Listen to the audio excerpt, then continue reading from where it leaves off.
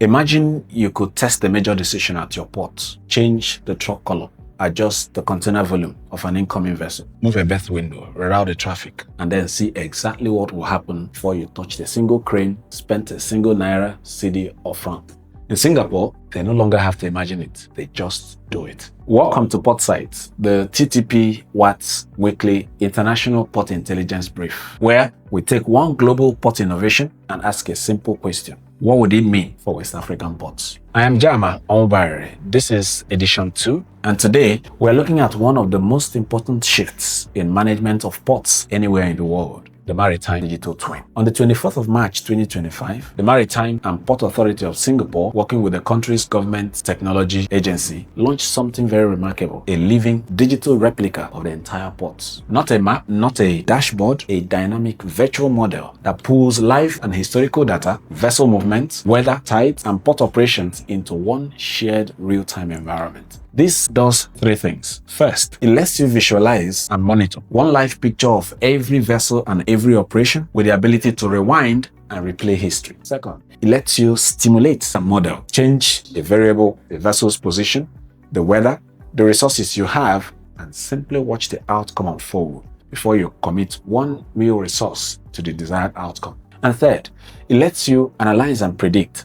The system itself surfaces the bottlenecks, the gaps, and the better options. It's like you are in a simulator with the ability to visualize your imaginations in real time.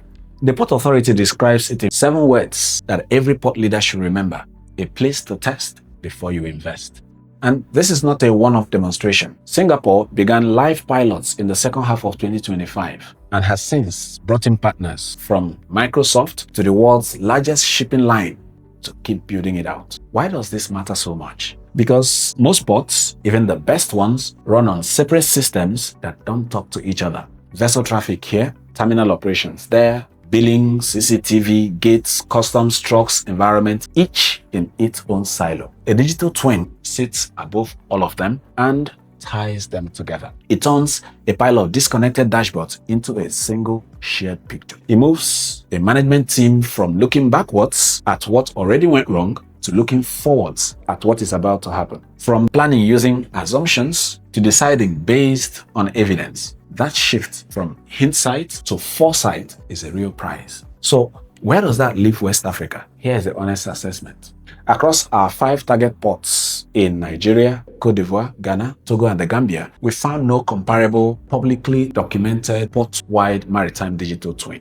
But, and this is the important part, we are not behind on intent. We are actively building on the very foundations a twin runs on. Take Nigeria for instance. The Ports Authority is rolling out a port community system this year tied into the national single window. It has electronic gates across every Lagos terminal linked to the electronic call-up system operated by TTP Limited. There's a $1 billion port modernization program that is breaking ground soon, and a fully automated deep sea port already operational in Lekki. The data foundations are being built right now. What's missing is the shared simulation layer that sits on top of it all. In Côte d'Ivoire, Abidjan has modernized its port systems and is working with Orange on smart port digitalization. And just up the coast, Dakar, Senegal has signed a deal to build what it calls West Africa's smart port. The region is moving. In Ghana, Tema's expanded NPS terminal is among the most advanced container terminals on the continent. And Ghana's ports were recently recognized at the 2025 International Sustainability Awards. In Togo, Lomé is the region's leading deep water port and its busiest transshipment hub, with a corridor to the Sahel region that now runs 7 days a week. In the Gambia, Banjul has already completed a port management information system, and there's a finance program underway to expand the port and build an entirely new deep sea port at Sanyang. Now, every one of these ports is generating exactly the data a digital twin needs. The opportunity is to connect it. So here's what this means. The gap is not in data collection. We're doing that already. The gap is in the shared simulation and the decision layer that turns all of that data into foresight. And the smartest time to add that layer is now, while the foundations are still being poured. Now, for a brand new port like Sanyang, or a fast modernizing complex like Lagos or Lomé, you can design the twin in from the start instead of paying far more to retrofit it later. That is how West Africa stops following the innovation and starts arriving with it. And this is exactly where TTP/WAT comes in. Here's what most maritime digital twins get wrong.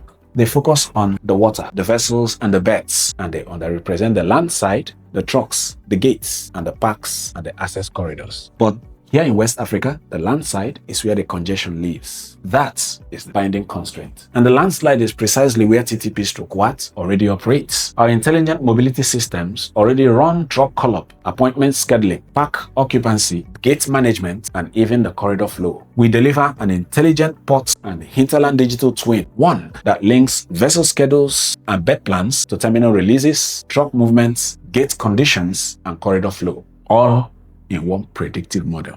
So that's our difference. Not a twin that stops at the quayside, but one that follows the cargo from the ship, through the gate, into the road, and all the way to the hinterland. At TTP, we make it easy for you to start. Not a giant risky platform, but a focused paid diagnostic and proof of concept for one port, and then take a recurring problem, a congestion pattern, a berth conflict, a gate queue, and show a measurable before and after result. We prove the value of one problem, then scale it. So let me leave you and every port leader watching with one question. Before you approve your next big change to a berth plan, a call-up system, a gate, or a port expansion, can you simulate what will actually happen across the whole port using live and historical data? If the answer is no, there is a clear, credible first step, and TTP/WAT can help you take it. So that's PortSight for this week. If it was useful, follow TTP/WAT, share it with a colleague who runs a port or a corridor, and I'll see you in the next edition. Thank you.